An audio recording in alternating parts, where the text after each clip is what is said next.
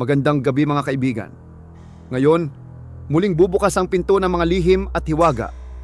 Dito sa Sigaw sa Dilim, maririnig ninyo ang mga kwentong hindi basta kwento, kundi mga bulong ng gabi, mga sigaw ng mga nilalang na nagtatago sa anino.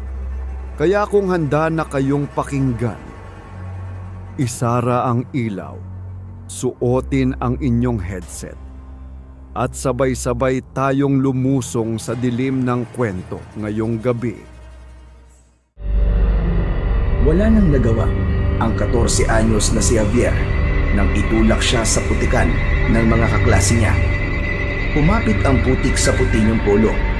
Hindi pa rin natapos ang pag-atake sa kanya dahil hinawakan ng isa sa tatlong kaklase niya ang likod ng ulo niya at itinulak yun sa putik. Nang umangat ang mukha ni Javier, ay nagtawanan ang tatlo niyang kaklase dahil sa itsura niya. Parang awa niyo na! Tama na! Tigilan niyo na ako! Tama na! Ngunit imbis na maawa sa kanya ang tatlo, ay nagtawanan pa ang mga yun ng mas malakas hanggang isang boses ng lalaki ang nagpahinto sa tawanan ng tatlo. Hoy! Ano yan ha? Napalingon silang lahat sa nagsalita. Nakita nila si Elijah na isa sa mga kaklase nila. May nakataling pulang panyo sa noo nito at ang buhok nito ay nakataas na akala mo ay isa itong karakter sa anime. Matangkad ito na may payat na pangangatawan. Pinaalis ng isa sa tatlong lalaki si Elijah at anito ay wala itong pakialam doon. Ngunit imbis na umalis, ay lumapit pa si Elijah kina Javier na parang wala itong naramdaman na takot. Huminto ito sa harap ng tatlo at tiningnan ang mga yun mula ulo hanggang paa. Wala akong pakialam. Tatlo laban sa isa. Mga duwag pala kayo eh. Nagkatinginan ang tatlo habang si Elijah ay nilapitan si Javier at inabot ang isang kamay kay Javier. Tumayo ka dyan. Pinabot ni Javier ang kamay ni Elijah. Nag-alangan pa siya noong una dahil puro putik ang mga kamay niya. Hinila siya ni Elijah patayo.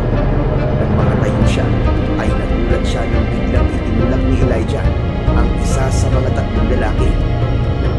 Ano ha? Ako ang kalabanin niyo. At huwag yung mga hindi kayo kayang labanan. Palibasa ang kaya niyo lang ay yung sa tingin niyo ay mahihina. Ipakita niyo sa akin ang tapang niyo tatlo.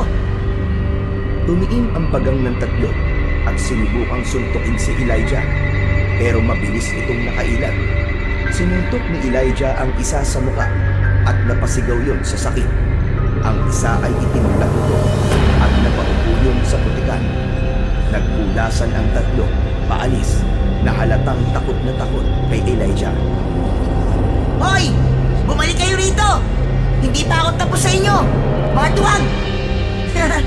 Kala nyo ha? Uy, ano ka ba? Huwag mo na silang pabalikin. Buti nga umalis na sila eh. Wala akong pakialam kahit bumalik sila. Kahit tatlo mas marami pa sila. Hindi ko sila uurungan. Hindi sila uubra sa akin. Maraming salamat pala. Kung hindi ka dumating, baka kung ano nang nangyari sa akin. Bago ka rito, di ba? Ikaw yung transfer sa section natin? Oo, ako nga yun. Hindi na ako nagtataka. Ganyan talaga dito. Kapag bago ka, ibubuli ka nila. Umiiwas naman ako sa kanila eh. Pero ayaw pa rin nila akong tigilan. Hindi mo kailangan umiwas sa mga lokong yun. Sumama ka na lang palagi sa akin. Magtang mga yun sa akin eh. Nagulat si Javier sa sinabi ni Elijah. Hindi siya makapaniwala na merong isang tao na tutulong sa kanya kahit hindi naman niya kilala. Hindi niya na napigilan ang mapaiyak dahil sa labis na kasiyahan. Salamat ha. Hindi ko alam kung paano kita pasasalamatan. Uy, ano ka ba? Huwag kang umiyak dyan. Mamaya may makakita pa sa atin tapos isipin na ako nagpaiyak sa'yo eh. Napangiti si Javier sa biro ni Elijah at naramdaman niyang hindi siya nag-iisa ng sandaling yun. Oo nga pala. Nakalimutan ko na kasi nung nagpakilala ka nung nakaraang linggo eh. Javier, ako si Javier. Ako naman si Elijah. Inilahad ni Elijah ang kamay nito na agad na tinanggap ni Javier. Sinamahan ni Elijah si Javier na magtungo sa banyo upang makapaglinis. Naghintay ito sa labas at kahit matagal siya sa loob ng banyo, ay naroon pa rin si Elijah nang lumabas siya.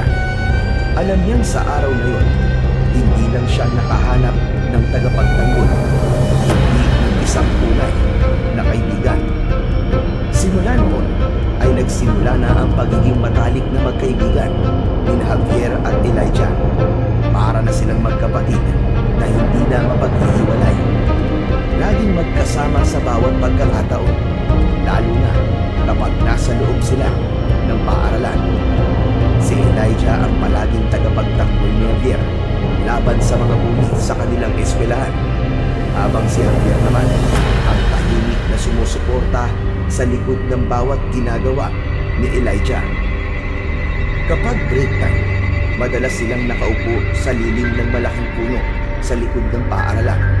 Nagtatawanan at nagkwekwentuhan sila tungkol sa mga pangarap nila sa hinaharap. Si Javier, bagamat tahimik at mahiyain, ay palaging handang makinig kay Elijah na puno ng ideya at plano para sa buhay nito. Minsan pa nga, nagpapalitan sila ng baon o hindi kaya ay nagsasalo sila sa pagkain ng isa't isa. Tuwing uwian, sabay silang naglalakad pauwi dahil sa iisang baryo lang naman sila nakatira. Madalas din silang magtulungan sa mga assignments. Naging paborito nila ang araw ng Sabado at Linggo. Bukod sa wala silang pasok sa school sa mga araw na yun, ay nagagawa rin nilang magpunta sa iyo, malapit sa kanilang baryo. Si Elijah ang laging nanguna sa mga pakulo, gaya ng paggawa ng tirador mula sa kahoy at paghuli ng mga isda gamit ang mga kamay nila. Sa kabila ng pagiging tahimik ni Javier, natutunan niyang makisabay sa mga kalokohan ni Elijah. Ngunit higit sa lahat, ramdam ni Javier ang proteksyon na ibinibigay ni Elijah sa kanya. Sa eskwelahan, sa baryo, o kahit saan pa sila magpunta. Laging nakatitiyak si Javier na hindi siya pababayaan ng kanyang matalik na kaibigan. Dahil palagi silang magkasama, ay nagkaroon sila ng mas malalim na koneksyon. Si Elijah ang nagsilbing tagapagtanggol ni Javier. Samantalang si Javier naman ang naging tahimik ngunit matatag na sandalan ni Elijah sa mga pagkakataong hindi ito naiintindihan ng karamihan. Sa murang edad nila, natutunan na nila ang halaga ng pagkakaibigan at ang totoo nitong kahulugan. Isang umaga ng linggo, nagtungo sina Javier at Elijah sa ilog gaya ng nakasanayan nila sa tuwing wala silang pasok sa paaralan. Tumakbo agad si Elijah papunta sa ilog at tumalon sa tubig. Si Javier naman ay marahang lumusong sa tubig at sumisid sa medyo malalim na bahagi. Matapos ang ilang minuto ng paglangoy, umupo sila sa gilid ng ilog habang nakasawsaw ang mga paa nila sa tubig. Si Elijah ay kumuha ng isang maliit na bato at inihagis yun sa ilog. Javier, dahil kaibigan na kita, meron akong aaminin sa'yo. Ano yun? Parang bigla naman akong kinabahan. Huwag kang kabahan. Sigurado ako na matutuwa ka sa sasabihin ko sa'yo. Alam mo ba, ang pamilya namin, kilala kami dito sa lugar na to. May dahilan kung bakit wala kang makikitang aswa sa baryo natin. Ha? Bakit? Alam mo kasi ang totoo niyan, lahi kami ng mga manunugis. Siguro naman alam mo kung anong ibig sabihin ng manunugis. Oo, alam ko. Hindi na makatingin si Javier kay Elijah. Itinuon niya ang tingin sa tubig.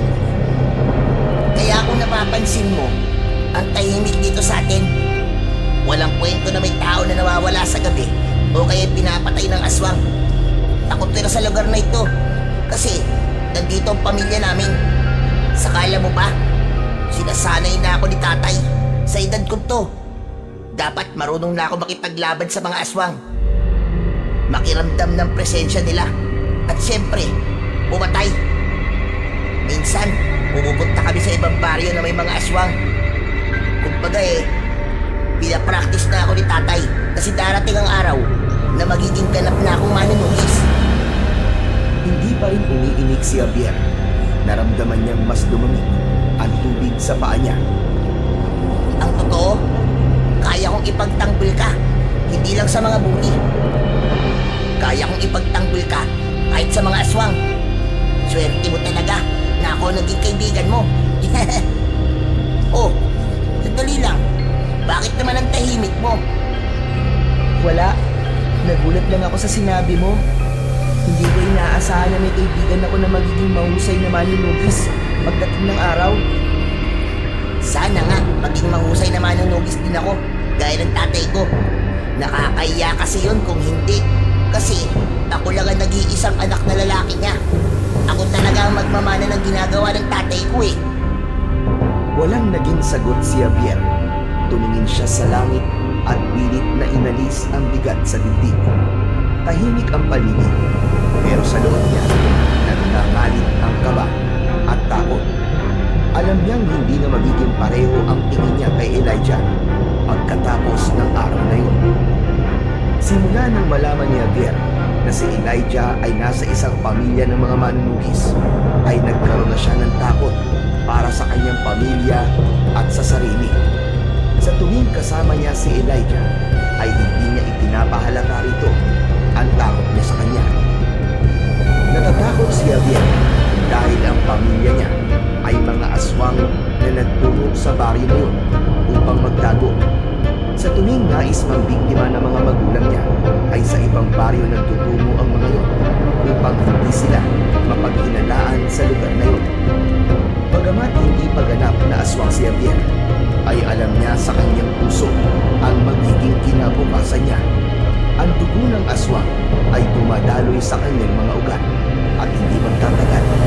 Darating ang araw na magiging ganap na siyang aswang at magugutom siya sa bagay na pilit niyang iniiwasan, ang laman at dugo ng tao. Sa tuwing kasama niya si Elijah, ay palaging naroon ang takot niya na baka malaman niyo kung ano talaga siya. Nalungkot si Javier dahil alam niyang ang isang tulad niya ay hindi kailanman maaaring maging kaibigan ng isang tulad ni Elijah na isang manunugis. Ganun pa man, pinilit niya na maging masaya sa pagkakaibigan nila ni Elijah habang hindi pa nito nalalaman na kagaya siya ng mga nilalang na kalaban ng pamilya nito. Isang hapon, naglalakad sina Javier at Elijah pauwi mula sa eskwelahan. Tahimik lang si Javier habang nakikinig sa kwento ni Elijah tungkol sa mga karanasan nito sa pagsama nito sa tatay nito sa pagtugis sa mga aswang. Hanggang may sinabi si Elijah na labis niyang itinatago. Jer, alam mo ba? Nalaman ng tatay ko na may pamilya ng aswang na nakatira dito sa baryo natin. Ha? Talaga? Kilala niyo ba kung sino yung pamilya na yun? Hindi pa ka eh. Nahihirapan si tatay na tukuyin kung sino sila. Magaling daw magtago. Baka sa ibang lugar daw ng bibiktima. Kaya walang nauulat na pag-atake ng aswang sa baryo natin. Pero sigurado raw na nandito sila. Luminis ang tibok ng puso ni Javier. Huminga siya ng malalim bago muling magsalita. Paano nalaman ng tatay mo ang bagay na yan? May kaibigan kasi siyang bumisita ng isang araw sa bahay. Galing siya sa lugar kung saan dating nakatira ang pamilya na yon. At alam niya na dito sa atin nagtatago ang mga aswang na yon. Halos hindi na naintindihan ni Javier ang mga sunod na sinabi ni Elijah. Nasa isip niya ang pamilya niya, ang mga magulang niyang gabi-gabing umaalis para maghanap ng biktima sa malalayong baryo. Alam niyang maingat ang mga yun, pero dahil alam na nila Elijah na may aswang sa baryo nila, ay hindi malabo na mabisto na ang tinatagong sikreto ng kanyang pamilya. Kaya mag-ingat ka rin, Javier, ha? Hindi natin alam kung sino ang aswang at kung kailan sila pwedeng umatake. Salamat sa paalala mo, Elijah. Hayaan mo, mag-iingat ako. Maiba ako. Alam mo, nasa isip ko, ang tagal na natin magkaibigan, pero hindi ko pa alam kung nasa ang bahay nyo. Ano kaya kung pumunta tayo ngayon sa inyo? Gusto ko rin makilala ang pamilya mo eh. Ano kasi, laging abala ang mga magulang ko eh. Madalas, wala sila sa bahay dahil sa trabaho. Siguro sa susunod na lang, kapag nasa bahay na sila, sasabihan kita kapag nandun sila. O sige, ikaw ang bahala. Pero sana balang araw, makilala ko rin sila. Saka para personal ko rin silang mapaalalahanan tungkol sa mga aswang na nandito sa baryo natin. Huwag kang mag-alala, ako na lang ang magsasabi sa kanila nun. Pinilit ni Javier na gawing normal ang kilos at pagsasalita niya kahit na sa loob niya ay takot na takot siya para sa kanila ng kanyang pamilya. Alam niya na bilang na ang mga araw nila sa lugar na yon at hindi magtatagal ay kailangan na niyang tutunin ang magandang samahan nila ni Elijah bilang magkaibigan. Pagka-uwi ni Javier sa bahay nila ay agad niyang sinabi sa mga magulang ang nalaman niya mula kay Elijah, na nalaman ng pamilya nito na may aswang na naninirahan sa baryo na yon. Ipinaalam din niya na pamilya ng manunugis sina Elijah. Hindi niya naitago sa harap ng mga magulang niya ang panginginig ng kanyang boses habang sinasabi ang bagay na yon. Ngunit imbis na matakot ang mga magulang ni Javier, ay ipinagkibit balikat na lang ng mga ito ang sinabi niya. Sinabi ng tatay niya na malabo malaman ni Elijah na sila ang pamilya ng aswang na hinahanap ng mga ito dahil maingat ang mga magulang niya. Wala raw siyang dapat na ipag-alala at ikatakot. Bagamat tila sigurado ang tatay niya na walang masamang mangyayari sa kanila, ay hindi pa rin nawala ang takot ni Javier. Alam niya na kahit na gaano sila kaingat ay hindi kailanman mawawala ang posibilidad na matungkasan nila Elijah na mga aswang sila. Isang gabi, habang nasa kalagitnaan ng kanyang mahimbing na pagtulog si Javier, ay bigla na lamang niyang naramdaman na uminit ang paligid. Maya-maya pa ay may yumugyog sa balikat niya at nang inupas niya ang kanyang mga mata ay bumungad sa kanya ang mukha ng tatay niya. Bumangon si Javier at napaupo siya ng makalanghap ng puso. Napagtanto niya na nasusunog ang bahay nila. Tatay! Tatay, ano po nangyayari? Sinabi ng tatay ni Javier na kailangan niyang tumakas. Anito, may mga manunugis sa labas ng bahay nila at ang mga yun ang nagsunog sa kanilang bahay. Naguluhan si Javier. Ang tono ng boses ng kanyang ama ay puno ng takot. Bumilis ang tibok ng puso ni Javier. Hinila siya ng kanyang ama papunta sa bintana at binuksan yun. Binuhat siya nito at inilabas mula sa bintana. Inutusan siya ng tatay niya na tumakbo papunta sa kagubatan at huwag na ito mabalik. Pero, paano po kayo ni nanay? Bakit hindi na lang po kayo sumama sa akin? Tumingin sa kanya ng diretso ang tatay niya at sinabi nito na kailangan harapin ito at ng nanay ni Javier ang mga manunugis upang makalayo si Javier. Naguguluhan si Javier.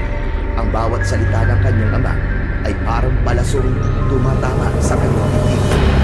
Pilit niyang inabot ang kamay ng kanyang ama. Ngunit marahan siyang itinulak nito palayo at sinabi nito na umalis na siya. Nagpumilit siya na hindi siya aalis, pero pagalit siya nitong sinigawan at nangako ito na susunod ito sa kanya at ang nanay ni Javier. Sa gitna ng kaba at takot ay napilitan si Javier na tumakbo papunta sa kagubatan na ang daan ay naroon mismo sa likod ng kanilang bahay. Ngunit hindi niya nagawang lumayo ng tuluyan. Nagtago siya sa likod ng isang malaking puno at pinanood ang kanilang bahay na nilalamon ng apoy. Hanggang sa nakita niya sina Elijah at ang tatay nito na may kasamang dalawang lalaki. Ang bawat isa ay may hawak na itak. Naroon ang mga yun sa gilid ng kanilang bahay. Napagtanto ni Javier na nalaman na ni Elijah na ang pamilya niya ang aswang sa baryo na yun. Mula sa nasusunod nilang bahay ay lumabas ang mga magulang ni Javier na nasaan yung aswang na. Tumalon ang kanyang ina papunta kay Elijah. Ngunit mabilis itong sinalubong ng itak ng ama ni Elijah. Bumagsak ang katawan ng kanyang ina sa lupa. Naitugtog ni Javier ang kamay sa bibig upang pigilan ang pagsigaw. Sinugod naman ng kanyang ama ang grupo. Direkta itong tumungo kay Elijah. Ngunit sa isang mabilis na galaw, sinalubong ito ni Elijah ng itak sa dibdib. Pakiramdam ni Javier ay huminto ang oras habang pinapanood niya ang pagbagsak ng katawan ng kanyang ama sa lupa. Tahimik na nakatayo si Elijah. Hawak pa rin ang itak na puno ng dugo. Lumapit si Elijah sa tatay ni Javier at kinilitan yung sa leeg at agad nitong isunod ang nanay ni Javier. Hindi makapaniwala si Javier na sa kamay pa mismo ni Elijah magwawakas ang buhay ng kanyang mga magulang. Nanginig ang buong katawan niya habang ang luha sa mga mata niya ay walang patid na umagos. Marahang umatras mula sa kanyang taguan si Javier at siniguro niyang hindi siya makakagawa ng anumang ingay. Nang makalayo siya ng sapat ay sinimulan na niyang tumakbo. Naisip niya na hindi na siya maaaring magtagal doon dahil panigurado na sasapitin din niya ang sinabi ng kanyang mga magulang. Tinahak ni Javier ang daan papunta sa kagubatan habang umiiyak. Habang tumatakbo, unti-unting napalitan ng buot ang kanyang narikutan. Ang mga alaala ng masayang araw nila ni Elijah, ang mga tawanan, ang pagkakaibigan, at ang mga pangarap nila noon ay binura niya sa kanyang isipan at pinalitan yun ng tagpo kung saan pinatay ni Elijah ang kanyang mga magulang. Nang nakapasok sa gubat, ay mas binilisan pa ni Javier ang pagtakbo. Hindi niya na nararamdaman ang pagbaon ng mga matutulis na bato sa paa niyang walang sapin. Ang buo niyang pagkatao ay mabilis na nilamon ng puot. Huminto siya nang marating niya ang isang malalim na bahagi ng kagubatan. Nang hihinang napaluhod si Javier sa lupa, itinuon niya ang kanyang mga kamay habang nakayuko ang kanyang ulo. Ang mga luha niya ay patuloy na bumagsak. Maya-maya ay tumingala siya at malakas niyang isinigaw ang pangalan ni Elijah. Ang sigaw niya ay umalingaw-ngaw sa buong kagubatan. Isinusumpa ko, Elijah! Babalikan kita! Mag-iinganti ako sa mga ginawa mo sa magulang ko! Papatayin kita! Papatayin kita!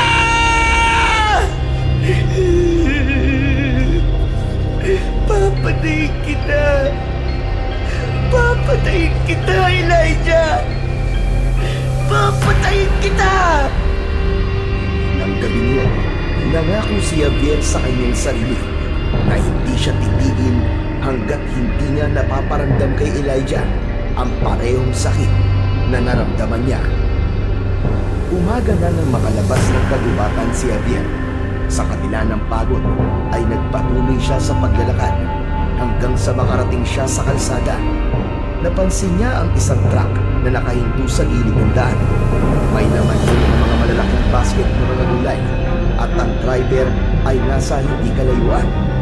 Nakatalikod yun at umiihi sa damuhan. Walang pagdadalawang isip na sumakay si Javier sa likod ng truck.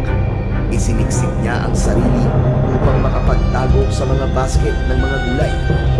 Nang umandar na ang truck, ay nakaramdam siya ng labis na pagod at antok. Hinayaan niya ang sarili na pumikit at matulog upang kahit paano ay makapagpahinga siya. Hindi na alam ni Javier kung nakasakay sa truck nang bigla siyang nagising dahil naramdaman niya ang paghinto ng truck. Sumilip siya at nalaman niyang nasa isang abalang lugar na siya. Maraming tao, maingay at puno ng mga sasakyan. Marami na ring matataas na gusali sa paligid. Mabilis siyang tumalon mula sa likod ng truck at naglakad palayo bago pa siya makita ng driver. Habang naglalakad si Javier, habang ramdam ang matinding gutom, hindi niya alam kung saan pupunta o ano ang gagawin niya upang mawala ang pagkalam ng kanyang sikmura. Hanggang sa isang sulok ng kalsada ay napansin niya ang isang basurahan. Bagamat may pag-aalinlangan ay nilapitan niya yun. Kinalkal niya ang basurahan at umasa siya na meron siyang makahanap doon na kahit na anong pwede niyang makain. Sa wakas, nakakita siya ng isang burger na may kagat na, ngunit nakabalot pa sa plastik. Walang pag-aalinlangan na kinain niya ni Javier. Habang nilalasap niya ang unang kagat, biglang may lumapit na 3 kabataan na lalaki. Nakasuot ang mga ito ng maruruming damit at may matitigas na ekspresyon sa mukha. Hinablot ng isa sa mga yon ang burger mula sa kamay ni Javier. Pilit yung kinuha ni Javier, pero mabilis siyang itinulak ng isa pang lalaki. Pakiusap! Gutom na ako! Akin yan! Ako ang nakakita niyan eh! Hindi siya pinakinggan ng mga yun. Sa halip, muli siyang itinulak ang isa nang muli siyang tumayo. Hanggang sa nagsimula na ang 3 na saktan siya. Paulit-ulit siyang sinipa at sinuntok habang lahat ng paraan ay ginawa niya upang protektahan ang kanyang sarili. Noong una ay hindi lumaban si Javier. Nakayupo lang siya at tinanggap ang lahat ng suntok at sipa. Ngunit habang nakayupo, biglang sumagi sa isipan niya ang mga kaklase niya noon na nambubuli sa kanya, ang mga panlalain na natatanggap niya, at ang imahe ni Elijah na hawak ang dugo ang itak matapos patayin ang kanyang mga magulang. Naramdaman niya ang init ng galit na gumapang sa katawan niya. Malakas na sumigaw si Javier sabay tayo. Mabilis niyang sinuntok ang isa sa mga lalaki at agad yung natumba. Ang dalawa pa ay nagulat, ngunit agad din sumugod. Hinarap niya ang mga yun ng walang takot. Umanti siya ng suntok at sipa. Ang galit at gutom niya ang nagbigay sa kanya ng kakaibang lakas ng sandaling yun. Isa-isang napabagsak ni Javier ang 3 lalaki hanggang sa takot na umatras ang mga yon at nagtakbuhan palayo. Nakita ni Javier ang burger sa semento at kahit nadumihan na yon ay kinuha niya pa rin yun. Tumupo siya sa tabi ng basurahan at ipinagpatuloy ang kanyang pagkain. Habang unti-unting naurubos ni Javier ang burger na kanina lamang ay pinag-agawan nila ng 3 kabataan, ay naramdaman na rin niya ang pagtupa ng kanyang gutom. Nang tumingin siya sa kabilang bahagi ng kalsada, nakita niya ang isang lalaki na nakatayo sa ilalim ng posteng ilaw. Nakasuot yun ng itim na Amerikana at itim na shades. Natigilan si Javier dahil ramdam niya na sa kanya nakatingin ang lalaki.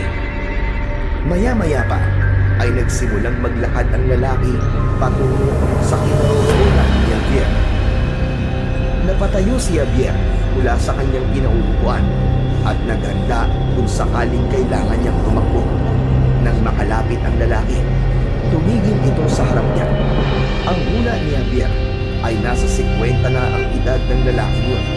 Sa kabila ng magiliw na ekspresyon nito, dama ni Javier ang kakaibang otoridad sa kanyang presensya. Huwag kang matakot. Ako si Mr. Torres. Ikaw, anong pangalan mo? Ako po si Javier. Ano pong kailangan niyo sa akin?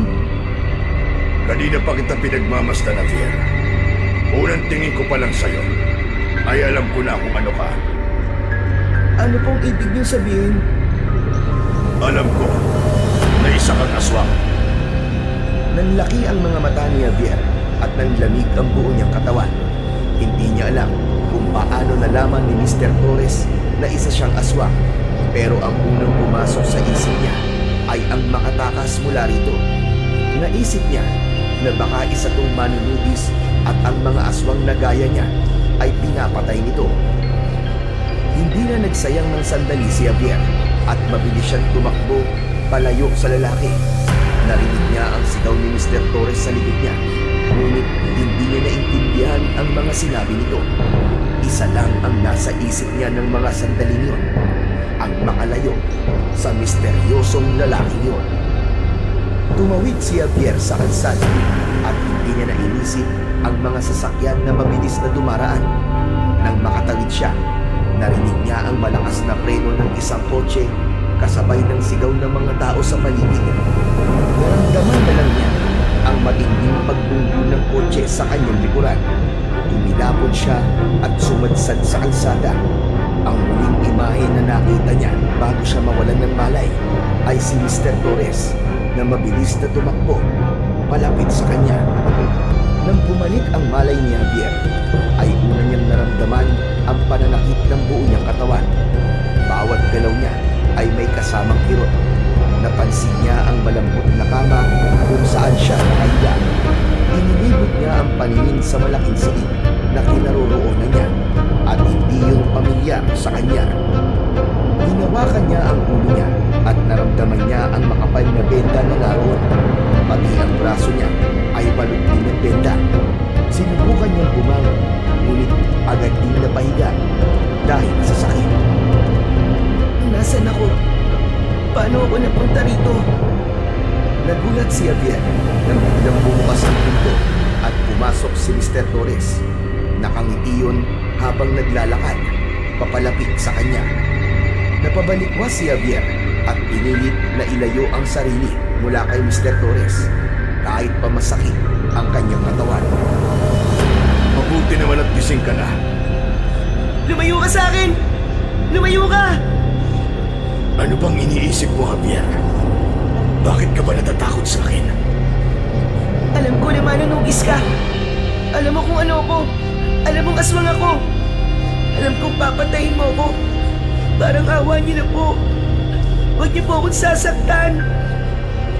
Napakunot ang noo ni Mr. Torres. Pagkatapos ay tumawa ito na naging dahilan ng pagtataka ni Javier. Ako? Manunugis? Javier, hindi ako manunugis. Isa rin akong aswang. Katulad mo, isa rin akong aswang. At kaya ko nalaman na isa kang aswang ay dahil marunong akong makaramdam ng presensya na tulad natin. Natulala si Javier at hindi niya alam kung ano ang sasabihin. Hindi pa rin siya makapaniwala na ang taong akala niya ay kalaban ay isa rin palang tulad niya. Ngayon, pwede mo na bang ipaliwanag kung bakit ka naglalakad sa kalsada na parang wala kang pupuntahan? Saglit na natahimik si Javier. Bumuntong hininga siya. Sa kadahan-dahang ikinwento ang lahat kay Mr. Torres. Ang pagsalakay ng pamilya ni Elijah, ang sulong sa kanilang bahay, at ang pagkamatay ng kanyang mga magulang sa kamay ng mga manunugis. Habang nagsasalita siya, muling bumalik ang sakit sa puso niya at halos mabasag ang boses niya sa gitna ng kanyang pagkikwento. Nakatitig lamang si Mr. Torres kay Javier at pinakinggan ng mabuti ang mga sinabi nito. Nang natapos si Javier sa kanyang kwento, tumango si Mr. Torres habang may lungkot sa mga mata nito. Alam mo, ganun talaga ang mga tao, Javier. Basta aswang, masama na kagad ang tingin nila. Hindi nila iniintindi kung ano ang dahilan ng pagiging ganito natin. Para sa kanila, wala tayong karapatang mabuhay. Tumahimik muli si Javier, ngunit sa isang banda, alam niyang totoo ang sinasabi ni Mr. Torres. Kung wala ka ng pamilya, ay wala ka na rin matutuluyan. Maaari kang magtrabaho sa akin. May negosyo ako dito sa syudad. Simple lang ang trabaho mo. Magiging tagapaglinis ka. Ang kapalit nun ay bibigyan kita ng pagkain at tutuluyan. Ano sa tingin mo? Sige po. Papayag po ako. Wala na po kasi talaga ako mapupuntahan. O siya, kung ganun magpahinga ka na muna. Kapag maayos ng pakiramdam mo, ay maaari ka na magsimula sa trabaho mo. Maraming salamat po, Mr. Torres. Ngiti na lamang ang isinagot ni Mr. Torres at lumabas na ito ng kwarto. Umayos ng pagkakahiga si Javier habang unti-unting nabawasan ang kaba niya. Ramdam niya na mapagkakatiwalaan niya si Mr. Torres dahil parehas silang aswang. Makalipas ang 1 linggo ay bumalik na ang lakas ni Javier. Bagamat hindi pa tuluyang magaling ang mga sugat niya, ay kaya na niyang gumalaw ng normal. Isang gabi, dumating si Mr. Torres sa kwarto niya. Magandang gabi po, Mr. Torres. O ano? Kumusta na ang pakiramdam mo, Javier? Maayos na po. Hindi na po masakit ang katawan ko at pagaling na rin po ang mga sugat ko. Mabuti naman kung gano'n. Oo nga pala. Total maayos na ang lagay mo. Ay oras na para makita mo ang lugar kung saan ka magtatrabaho. Halika, sumama ka sa akin. Tahimik na sumunod si Javier kay Mr. Torres. Hindi niya alam kung ano ang naghihintay sa kanya sa trabahong ibibigay nito. Pero nais niyang makabayad ng utang na loob kay Mr. Torres kahit na sa anong paraan. Sumakay sila sa isang mamahaling itim na sasakyan. Mabilis at tahimik ang biyahe. Nakaupo si Javier sa tabi ni Mr. Torres sa likod ng sasakyan. Tahimik at kalmado lang ito. Maya-maya pa ay huminto ang sasakyan ni Mr. Torres sa harap ng isang lumang warehouse na mukhang napabayaan na.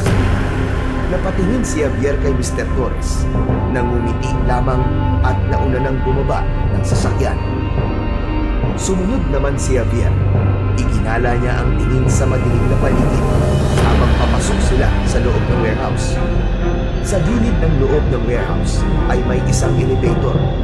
Lumapit sila roon at pinindot ni Mr. Torres ang isang buton. Bumukas ang pinto ng elevator at pumasok silang dalawa. Habang bumababa ang elevator, naramdaman ni Javier ang kakaibang kaba sa dibdib niya. Hindi niya malaman kung doon ba talaga siya magtatrabaho o merong ibang binabalak si Mr. Torres sa kanya. Pagkabukas ng elevator, bumungad sa kanila ang isang mahabang pasilyo na may malamlam na ilaw. Ang mga ilaw sa dingding ay kulay pula at ang sahig ay gawa sa metal na may tumutunog sa bawat hakbang nila. Sa dulo ng pasilyo, nakita ni Javier ang isang hagdan na paakyat. Sinundan niya si Mr. Torres sa hagdan at nang makaakyat sila roon ay may nakita silang isang pintuan. Binuksan niya ni Mr. Torres at agad na bumungad sa kanila ang isang kwarto. Ang loob ng silid ay merong mahabang lamesa na may nakapalibot na mga upuan. Gawa sa metal ang dingding, ngunit malamig doon dahil sa air condition. Sa unahan nila ay may isang malaking salamin na dingding. Napansin ni Javier na may mahinang ingay na nanggagaling sa labas. Mga hiyawan ng mga tao na parang may pinapanood na nakakatuwa. Lumapit si Mr. Torres sa salamin at sinenyasan nito si Javier na lumapit. Agad namang lumapit si Javier at tumingin mula sa salamin na dingding. At doon niya nakita sa ibaba ang isang eksenang hindi niya inaasahan. Sa ibaba ay isang napakalaking battle arena na napapalibutan ng mga upuan kung saan naroon ang maraming tao at mga aswang na nanonood. Ang arena ay maliwanag. May mga spotlight na nakatutok sa gitna kung saan naroon ang malaking battle ring na hugis hexagon. Doon ay may dalawang aswang na naglalaban at nagpapalitan ng mababangis na pag-atake. Ang mga nanonood ay nagsisigawan at tuwang-tuwa.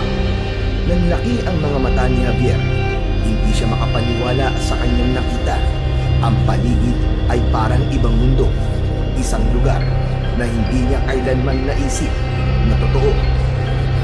Hindi magawang ialis ni Javier ang mata niya sa dalawang aswang na naglalaban Humarap siya kay Mr. Torres habang bakas ang pagtataka sa kanyang mukha. Ano pong lugar ito, Mr. Torres? Ito ang negosyo ko, Javier. Ito ang dahilan kung bakit ako mayaman. Anong klaseng negosyo po ito? Alam mo ba, Ansabo, yung mga manok na naglalaban? Parang ganun din ang lugar na ito. Pero ang pinagkaiba nga lang, dito ay mga aswang ang naglalaban. Pero, bakit po nila kailangan maglaban? Para magkaroon ng pera at malaman kung sino ang pinakamalakas. Kung sino ang manalo, makakatanggap ng malaking halaga ng pera at tatanghalin bilang kampiyon. Pero hindi lang yun. Ang mga nanonood ay may pustahan din. Hindi lang mga aswang ang tumataya dito, pati mayayamang tao. Ano po? Maging tao? Paano po nangyayari yun? Magkasama ang tao at aswang sa isang lugar? Hindi ba dapat po magkalaban sila? Hindi yun nangyayari sa lugar na ito, Javier. Ang mga tao at mga aswang ay narito, hindi para magpatayan. Narito sila para maglibang. Ang pera, ang libangan, at ang karasan, yan ang nagdadala ng pagkakaisa sa lugar na ito. Muling tumingin si Javier sa arena. Nakita niya kung paano ibalibag ng mas malaking aswang ang kalaban nito. Hinawakan nito yung sa leeg at itinaas.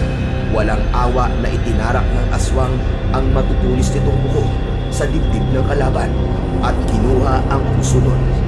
Sinundan yun ng nakakabinging sigawan ng mga manonood. Ang mas maliit na aswang ay bumagsak sa sahig ng arena at wala ng buhay. Napalunok si Javier. Hindi pa rin siya makapaniwala sa karasang kanyang nasaksiyan. Ngunit sa isang banda, may kung anong puwersang pumipigil sa kanya mula sa pag-alis ng tingin sa eksenang yon. Yung nanalo, siya si Talim. Siya ang kasalukuyang kampiyon ng underground battle ng mga aswang dito. Wala pang nakakatalo sa kanya. Malakas siya, mabilis, at walang awa. Hindi pa nga siguro isinisilang ang aswang na makakatalo kay Talim. Habang pinagmamasdan ni Javier si Talim, ay ramdam niya ang bigat ng presensya nito kahit pamalayo siya. Ang mga sugat nito sa katawan ay tila mga medalya ng mga tagumpay nito sa pakikipaglaban. Tumayo si Talim ng buong yabang sa gitna ng arena habang tinatanggap ang mga papuri mula sa mga tao at aswang. Hindi pa rin makapaniwala si Javier sa lahat ng kanyang nalaman at nakita. Ang ideya na may ganung lugar kung saan ang mga tao at mga aswang ay magkasamang nagpupustahan at nanonood ng ganung klase ng laban ay parang isang bangungot na hindi na maiwasang panoorin.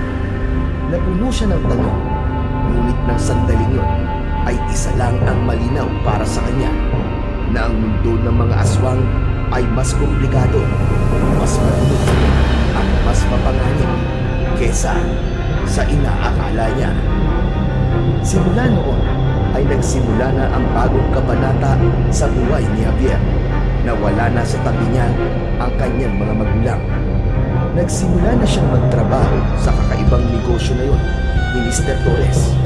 Binigyan siya ni Mr. Torres ng sariling silid sa mismong basement ng lumang warehouse. Isang may katamtamang laking silid na may malambot na kama, mesa, upuan at aparador. Hindi rin problema ang pagkain dahil may libreng pagkain din siya araw-araw. Pagkatapos ng laban sa battle ring, si Javier ang naglilinis ng arena. Nililinis niya ang dugo na nasa sahig, pati na ang mga bakas ng naganap na brutal na sagupaan. Hindi niya maiwasang isipin kung ano ang pakiramdam ng tumayo sa battle ring habang lahat ng tao at aswang ay nakatingin sa kanya at nagsisigawan. Sa mga gabi kung kailan may laban ay palagi siyang nanonood. Nasanay na siya sa karasan. Ngunit kung merong aswang na hinahangaan si Javier ay walang laban ni Talim ay palagi itong nagpapamalas ng kakaibang lakas, bilis at husay. Para kay Javier, si Talim ang pinakamalakas na aswang na nakita niya.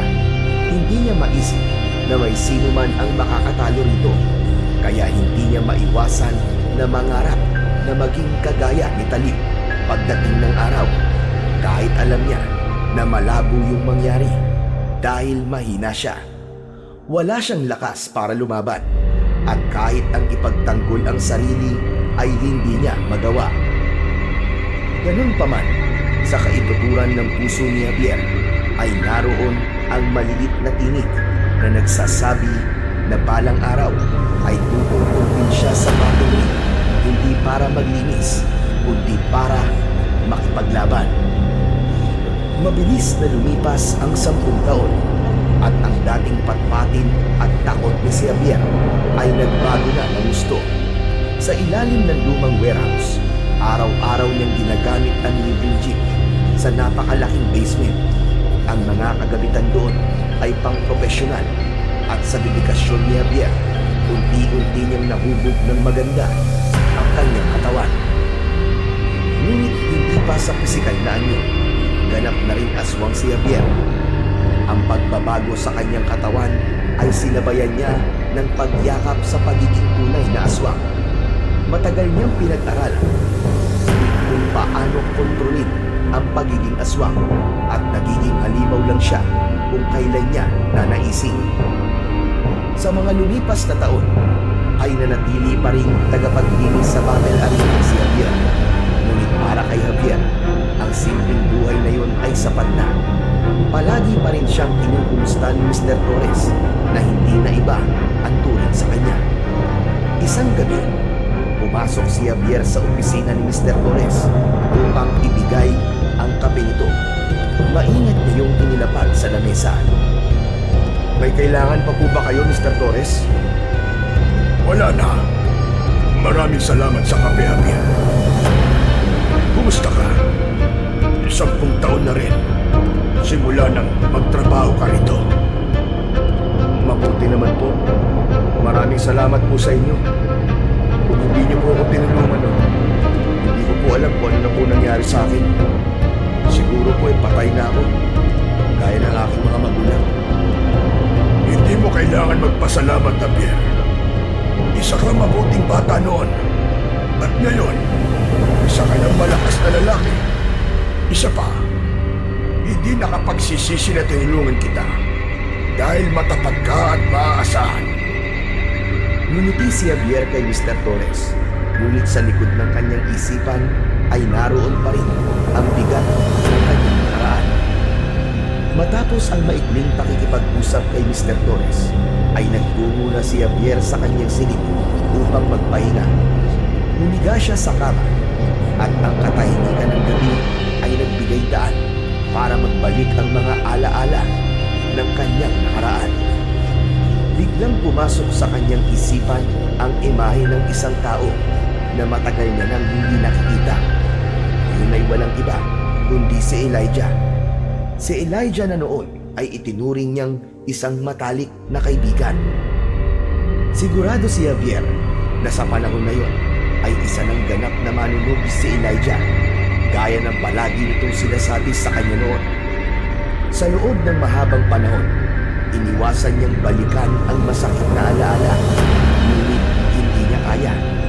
Naroon pa rin ang galit sa kanyang puso para kay Elijah.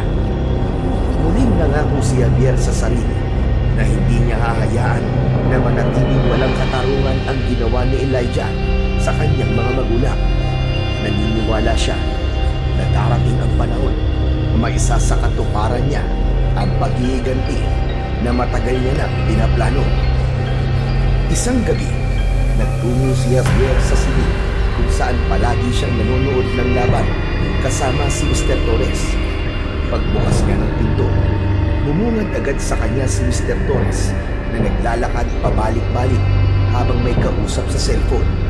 Ang ekspresyon nito ay hindi tulad ng nakasanayan ni Javier. Halata ang galit at pagkadismaya at bawat salitang lumalabas sa bibig nito. Anong ibig mong sabihin umatras si Lucero? By design, di ba? Wala ba siyang isang salita? Nanatili si Javier sa gilid ng pinto. Alam mo kung gaano kahalaga ang laban ngayong gabi. Paano na ang mga manonood? Sisirain niyo ko sa mga parokyano ko! Pinutol ni Mr. Torres ang tawag at padabog na inilagay ang cellphone sa bulsa. Napatingin ito sa battle arena sa ibaba. May pag-aalangan na lumapit si Javier kay Mr. Torres. Mr. Torres, ano po nangyari? Umatras si Lucero. Hindi na siya lalaban ngayong gabi. Wala siyang sinabi kung bakit. Pero sigurado ko ay malaking problema ito. Naghihintay ang mga manonood at wala tayong laban na may mapakita. Wala na po bang pwedeng ipalit kay Lucero? Wala, Javier. Wala. Ang natitirang mga mandirigma ay nakatakda ng lumaban sa ibang gabi. At ang problema, si Buwan ang makakalaban ni Lucero. Hindi pwedeng basta kung sino lang ang iharap ko kay Buwan. Napaisip si Javier. Alam niya kung sino si Buwan. Isa yung malakas na gabunan. Kilala si Buwan sa lakas nito at sa pagiging brutal nito sa laban. Maya-maya pa, napansin ni Javier na matiim na nakatingin sa kanya si Mr. Torres. Lumapit ito sa kanya at hinawakan siya nito sa magkabilaang balikat. Tinignan siya nito mula ulo hanggang paa na parang sinusuri ang kanyang tindig. Javier, hindi ba't madalas kang makipag-sparring sa ibang katrabaho mo sa gym? Opo, Mr. Torres. Parte po yun ang pagpapalakas ko ng katawan eh. Kung ganon, ikaw ang lalaban kay Buwan ngayong gabi. Nanlaki ang mga mata ni Javier at agad siyang umatras ng isang hakbang mula kay Mr. Torres. Ano po? Ako? Teka, nagbibiro po ba kayo? Tagapaglinis lang po ako rito ah. Hindi ako magbibiro sa ganitong sitwasyon, Javier. Seryoso ako sa sinasabi ko. Pero hindi po ako sanay sa totoong laban. Sparring lang po ang alam ko. Hindi po ako sanay na lumaban sa harap ng maraming tao. Lalo na po kay Buwan. Javier, pakinggan mo ko. Alam kong hindi mo pa ito nagagawa. Pero kailangan ko tulong mo ngayon. Huwag kang mag-alala. Hindi ko hahayaan na mapahamak ka. Pero sigurado ko na kaya mong lumaban. Malakas ka na. Mas malakas kesa sa iniisip mo. Naguluhan si Javier. Alam niyang hindi yun basta-bastang laban. Si Juan ang makakalaban niya at isa ito sa pinakamabangis na gabunan sa arena. Mr. Torres, pero paano po kung matalo ko? Paano po kung hindi ko kayanin? O kaya paano kung mamatay ako? Javier, kung hindi ka lalaban, mawawala ang tiwala ng mga manonood sa underground battle na ito. Posibleng hindi na sila bumalik. At kapag nangyari yon, malaking kawalan yon sa negosyo. Naiintindihan mo ba? Ikaw lang ang maaasahan ko ngayon, Javier. Kaya pumayag ka na. Alam ko at naniniwala ako sa kakayahan mo. Hindi agad nakapagsalita si Javier. Alam niyang hindi basta-basta ang hinihingi ni Mr. Torres. Pero naramdaman niya rin ang depresyon sa boses nito. Habang iniisip niya ang sinabi ni Mr. Torres, biglang pumasok sa kanyang isipan ang matagal niya ng pangarap. Ang tumayo sa battle ring, ang makilala, ang maramdaman ang papuri at sigawan ng mga tao at ng mga aswang. Napalunok siya ng kanyang laway. Sa kabila ng takot at kaba, ay baka yun na ang unang hakbang niya para tuparin ang pangarap niya yun. Makalipas ang ilang sandali, ay marahang tumango si Javier. Sige po, Mr. Torres. Lalaban po ko. Alam kong hindi mo ako bibiguin, Javier. At tandaan mo, hindi lang ito para sa negosyo. Ito ang pagkakataon mong ipakita kung sino ka talaga. Tumango si Javier. Kahit ramdam niya ang bigat ng desisyon niya, alam niyang wala na yung atrasan. Makalipas ang ilang sandali, ay nasa gilid na ng battle ring si Javier. Malakas at mabilis ang tibok ng kanyang puso. Sa loob ng 10 taon, pinangarap niya ang pagkakataong yun. Pero nang naroon na siya para lumaban, ay hindi niya napigilan ang kaba at takot na bumalot sa buong katawan niya. Napapalibutan ang battle ring ng rehas na bakal at ang ilaw ng mga spotlight ay nakatutok sa gitna. Kasalukuyang nasa anyo ng aswang si Javier. Ang kanyang katawan ay mas malaki, ang kanyang mga mata ay namumula, at ang kanyang mga ulo at bibig ay matutulis. Pero kahit sa anyo niya yun, ramdam niya na wala pa rin siyang laban kay Buwan. Narinig nila ang boses ni Mr. Torres mula sa taas ng arena. May gamit itong mikropono. Ang gabi sa inyong lahat! Alam kong inaabangan nyo ang laban ngayong gabi. Ngunit ikinalulungkot kong sabihin na hindi makakalaban si Lucero ngayong gabi dahil sa personal na dahilan. Ang mga manonood ay nagsimulang magtulungan at magingay. Agad na itinuloy ni Mr. Torres ang pagsasalita upang pigilan ang pagkadismaya ng mga manonood. Pero huwag kayong mag-alala. Sa halip, isang bagong mandirigma ang lalaban kay Buwan ngayong gabi. Ipinakikilala ko sa inyong lahat ang isang baguhan na handang ipakita ang kanyang lakas at bangis. Walang iba kundi si Supremo! Tumahimik saglit ang arena bago muling pumutok ang ingay ng mga manonood. Maging si Javier ay nagulat sa pangalan na ibinigay sa kanya ni Mr. Torres dahil sa tingin niya ay hindi bagay sa kanya ang ganoong alias. Wala nang nagawa si Javier kundi ang umakyat sa ring. Nakita niya si Buwan na naghihintay na. Matangkad si Buwan at hindi hamak na mas malaki ang katawan kaysa sa kanya. Ang balat nito ay kulay itim at meron itong mahabang puting buhok. Ikaw ang ipinalit nila kay Lucero. Isang insulto to sa akin. Hindi ka sapat para sa akin. Isa kang baguhan. Pero kung sa bagay, ayos lang naman. Lamang dyan ka rin pagkatapos ng laban na ito. Ramdam ni Javier ang panginginig ng kanyang mga binti habang tinititigan si Buwan. Simulan na ang laban! Sa hudyat na yon, biglang sumugod si Buwan kay Javier. Napakabilis ito para sa laki ng katawan nito. Hindi makagalaw si Javier. Parang huminto ang oras. At bago pa niya namalayan, ay naramdaman niya ang malaking kamao ni Buwan na tumama sa kanyang dibdib. Tumilapon si Javier, pero agad siyang tumakbo para takasan si Buwan. Lumapit si Javier sa rehas na bakal at inugayon dahil nais na niyang umatras sa laban. Doon na nagsimulang mag-ingay ang mga manonood at narinig niya ang pangungutya at tawanan ng mga yon sa kanya. Palabasin niyo ako rito! Ayoko na! Palabasin niyo ako! Hindi na ako lalaban! Ang kantsawan ng mga tao ay parang karayom na tumutusok sa buong pagkatao ni Javier. Maya-maya pa ay nagawa siyang buhatin ni Buwan nang walang kahirap-hirap.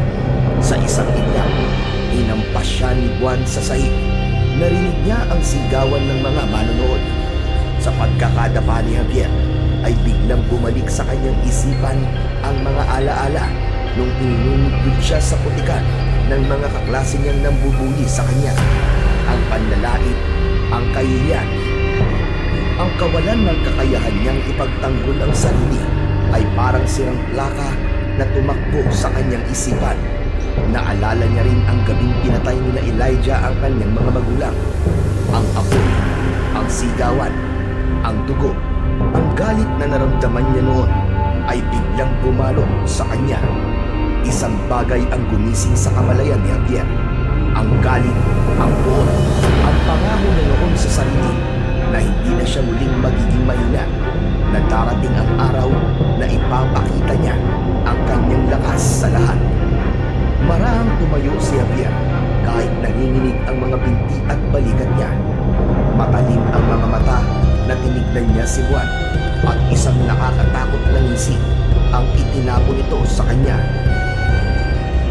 sumugod si Juan kay Javier gamit ang malaki nitong kamao at muli nitong binigyan ng malalakas na suntok si Javier. Ang unang suntok ay tumama sa tiyan niya at ang pangalawa ay sa kanyang panga na nagpatalsik sa kanya sa kabilang dulo ng ring. Bumagsak siya at naramdaman niya ang tinig ng dugo na dumaloy mula sa kanyang bibig. Pinilit pa rin ni Javier na bumangon kahit masakit na ang buong niyang katawan. Muling pumatake si Juan at hinayaan lang ito ni Javier. Walang kaalam-alam si Juan na pinag-aaralan lang niya ang galaw at estilo nito sa pag-atake. Doon niya napansin na merong pattern ang galaw ni Juan. Nang sumugod muli si Juan, ay nagtagumpay si Javier na iwasan ang suntok nito.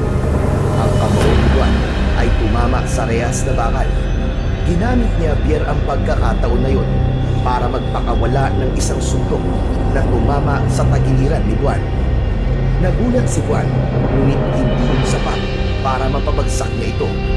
Muling sumugod si Juan kay Javier, ngunit sa pagkakataon na yun ay mas handa na si Javier.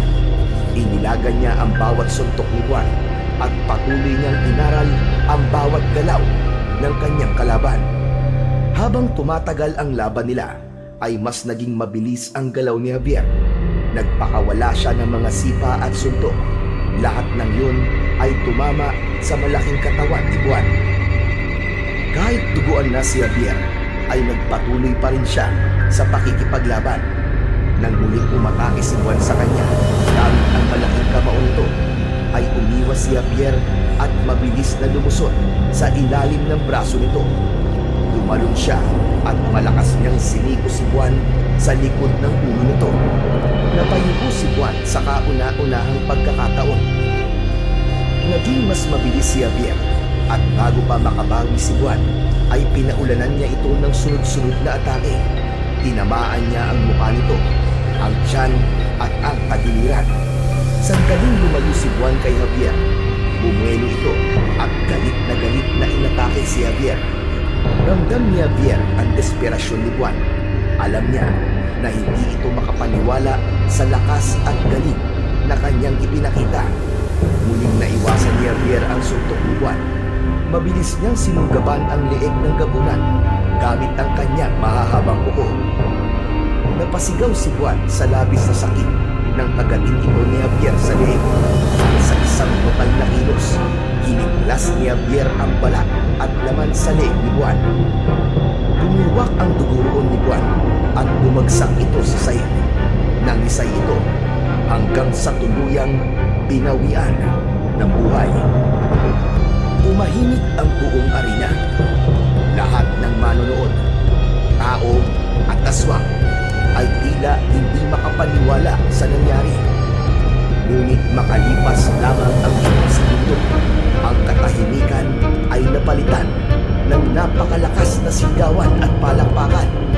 Sabay-sabay na isinigaw ng mga manonood ang pangalan na Supremo. Habol ni Javier ang kanyang paghinga. Pumunang dugo ang buo niyang katawan. Sa unang pagkakataon sa kanyang buhay, naramdaman niya ang papuri at paghanga na noon pa niya pinapangarap. Ang sakit ng katawan niya ay parang naglaho at sa halip, napuno siya ng labis na kasiyahan.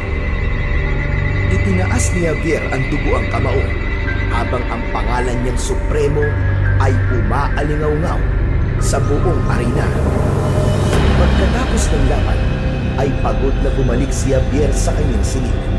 Ang katawan niya ay puno ng sugat, ngunit ang init ng tagumpay niya sa una niyang laban ang naging dahilan upang hindi niya maramdaman ang sakit ng mga sugat na yon. Umupo siya sa gilid ng kama at binalikan sa alaala ang mga hiyaw ng mga tao sa loob ng arena nang manalo siya laban kay Juan. Maya-maya pa ay biglang bumukas ang pinto ng kanyang silid at pumasok doon si Mr. Torres. Bakas sa mukha nito ang tuwa at kasiyahan. Congratulations, Javier! Congratulations! Napakagaling mo! Hindi ako nagkamali! Meron ka talagang itinatagong lakas at husay sa pakikipaglaban. Maraming salamat po, Mr. Torres. Alam mo ba, kahit nung bata ka pa lang, ay alam kong ganito ang magiging kapalaran mo. Magiging isa kang mandirigma. Isang kampyon. Hindi na ako nagulat sa ipinakita mo ngayong gabi, Javier. Ang totoo po yan. Nung bata pa ako, ay pinangarap ko na makipaglaban sa battle ring. Pero palagi po ako natatakot. Palagi po may pumipigil sa akin. Salamat po sa tiwala niyo sa akin, kahit wala pa ako napapatunayan. Pwes ngayon, Javier, ngayong gabi ay may napatunayan ka na. Hindi lang isang bagong mandirigma ang isinila ngayong gabi, kundi isang bagong kampyon. Sigurado ko na pinag-uusapan ng mga manonood si Supremo. May bago na silang aabangan. At ikaw yun, Javier. Ikaw yun! Mula sa loob ng Amerikana ay kinuha ni Mr. Torres ang isang maliit na sobre at iniabot yun kay Javier. Kinuha naman yun ni Javier at binuksan. Tumambad sa kanya ang isang tseke. Nang makita niya ang nakalagay na halaga, ay nanlaki ang kanyang mga mata. Mr. Torres, ang laki naman po nito. Sobra-sobra po ito sa dapat ay ibabayad niyo po sa akin. Baliwala yan, Javier. Baliwala yan. Nararapat yan para sa'yo. Isinalba mo ko ngayong gabi. Kung hindi ka pumayag na lumaban, maaaring napahiya ako sa harap ng lahat ng manonood. Pero ikaw ang nagdala ng tagumpay. Hindi lang para sa sarili mo, kundi para sa negosyo ko ngayong gabi. Kaya, tanggapin mo yan bilang bayad at premyo mo. Halos hindi makapagsalita si Javier. Hindi niya inaasahan na ganun kalaki ang halaga ng kanyang makukuha mula sa laban. Sa kauna-unahang pagkakataon, naramdaman niyang sulit ang lahat ng sakit at pagod na dinanas niya sa laban. Isa lang ang hiling ko sa iyo, Javier. Nais kong makitang makipaglaban ka pa ng maraming beses. Gusto kong mas makita pa ang galing mo bilang si Supremo. Sige na, magpahinga ka na.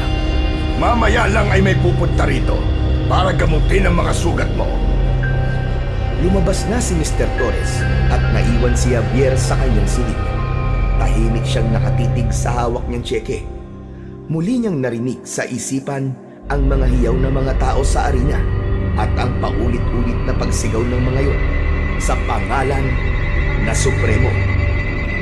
Isang ngiti ang gumuhit sa labi ni Javier. Sa gabing yun, tuluyan niya ng niyakap ang bago niyang pagkakakilanlan. Hindi na siya ang mahina at takot na si Javier. Siya na ngayon si Supremo, isang mandirigmang hahangaan, katatakutan at pararangalan ng lahat. Sa mga sumunod na buwan, naging sunod-sunod ang laban ni Javier bilang si Supremo sa battle ring. Sa bawat gabi, dumatagundong ang pangalan niya sa buong arena. Ang dating tagapaglinis ay isa ng mandirigma. Wala siyang naging talo at ang bawat laban niya ay nagdadala ng mas malaking papuri at mas malalaking premyo sa kanya. Ngunit sa kabila ng lahat ng tagumpay, alam ni Javier na may isang pangalan na laging nasa likod ng kanyang isipan. Yun ay walang iba kundi si Talim, ang kampyon na kanyang iniidolo at nananatili sa trono bilang nag-iisang kampyon. Palagi niyang iniisip kung darating ba ang araw na magtatagpo sila at paano niya haharapin ang laban na yun. Isang umaga, habang nagpapahinga si Javier sa kanyang silid, ay may kumatok sa pinto. Nang buksan niya yun, ay isa sa mga tauhan ni Mr. Torres ang naroon. Ayon dito, ay pinapatawag siya ni Mr. Torres sa opisina nito dahil meron itong mahalagang sasabihin sa kanya. Agad na nagtungo si Javier sa opisina ni Mr. Torres. Pagbukas niya ng pinto, ay nakita niya si Mr. Torres na nakaupo. Seryoso ang mukha nito habang may hawak na isang baso ng alak.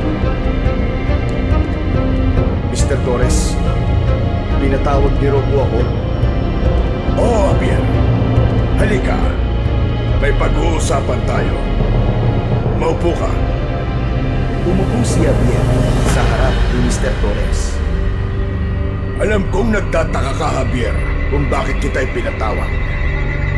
Mamayang gabi, ikaw na ang makakalaban ni Talim. Nanlaki ang mga mata ni Javier. Halos hindi siya makapaniwala sa kanyang narinig. Ano po? Si Talim? Sigurado po ba kayo? Oo, Javier. Napakarami mo nang naging laban. Wala ka pang naging talo. Ngayon ay nasa posisyon ka na para makaharap ang kampyon. Darating at darating ang panahong ito. Kahit anong iwas ang gawin mo.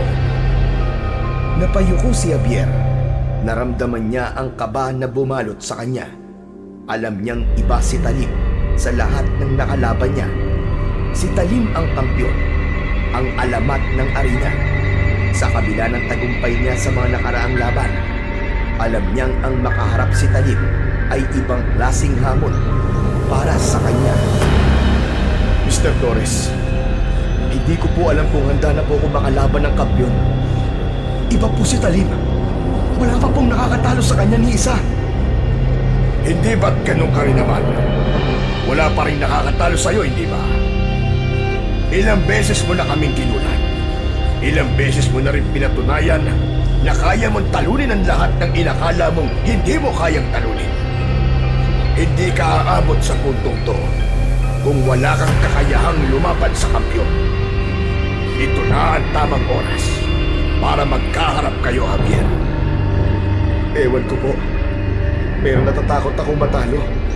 Lalo na sunod-sunod ang naging panalo ko. Ang talo ay bahagi ng laro, Javier. Pero hindi ito tungkol sa panalo o talo. Ang laban na ito ay tungkol sa pagpapakita kung sino kang talaga. Ikaw si Supremo. Huwag mong hayaang ang takot ang magdikta sa kapalaran mo. Napaisip si Javier. Sa kabila ng kanyang kaba, naramdaman niyang tama si Mr. Torres. Ang laban na yun ay hindi lang para sa pera o papuri. Kung hindi, yun ang maaaring maging bunga ng lahat ng pinaghirapan niya. Yun ang magiging guro ng kanyang pangarap. Maya-maya pa ay tumayo si Javier at patitig na tumingin kay Mr. Torres. Huminga siya ng malalim at pilit na tinanggal ang natitirang takot sa kanyang dibdib. Sige po, Mr. Torres. Lalabanan ko po si Talim mamayang gabi. Yan! Yan ang gusto kong marinig mula sa'yo.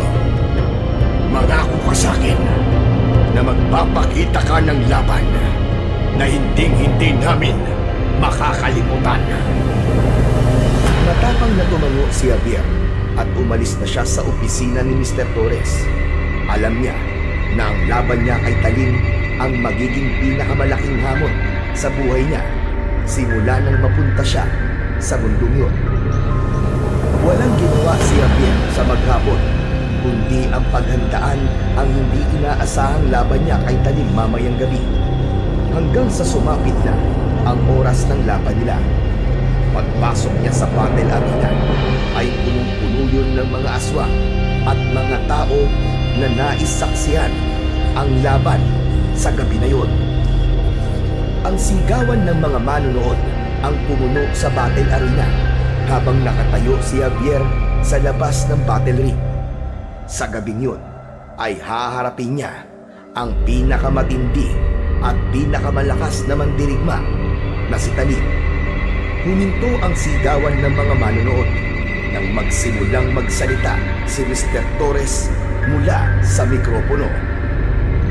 Mga mahal kong manonood, alam kong sabik na sabik kayo mapanood ang laban na inaabangan nating lahat. Ang laban para sa titulo ng kampyonato. Ipinapakilala ko ang unang mandirigma, ang walang talo at ang kasalukuyang kampyon na si Talim Pumasok sa battle ring si Talib at parang lumindol sa lakas ng sigawan ng mga manonood. Matangkad na aswang si Talib. Ang kanyang katawan ay maraming pekla na patunay sa dami ng laban na napagtagumpayan nito. Sa lahat ng aswang na nakita ni Javier, ay si Talim ang pinaka nakakatakot. Ang mga mata nito ay pulang-pula na parang isang bola ng apoy na naglalagablab sa dilim. Meron itong malaking bangin na nakalabas sa bibig nito. Sa titulong kampiyon ay walang iba kung hindi si Supremo! Umakyat na si Javier sa battle ring habang nasaan yung aswang. Tumayo siya sa kabilang dulo ng ring habang ang kanyang mga mata ay nakatuon kay Talib. Paulit-ulit na isinisigaw ng mga manonood ang pangalang Supremo. Ngunit mas marami pa rin ang isinisigaw ang pangalan ng kampiyon na si Talib. Ngayong gabi, malalaman natin ang sagot sa mga tanong na mananatili ba ang korona kay Talib o aagawin na ito ni Supremo. Mga manonood, mga mandirigma, simulan na ang laban! Nagkatinginan sina Javier at Talib sa gitna ng ring. Inayos ni Javier ang kanyang pagkakatayo at hinintay na umatake si Talib. Hindi nagtagal ay umatake na si Talib. Ang bilis ng galaw nito ay halos hindi maipaliwanag para sa laki ng katawan nito. Sa isang iglap, naramdaman ni Javier ang kamaong Talib na tumama sa kanyang dibdib. Napaatras si Javier at halos nawalan siya ng hangin.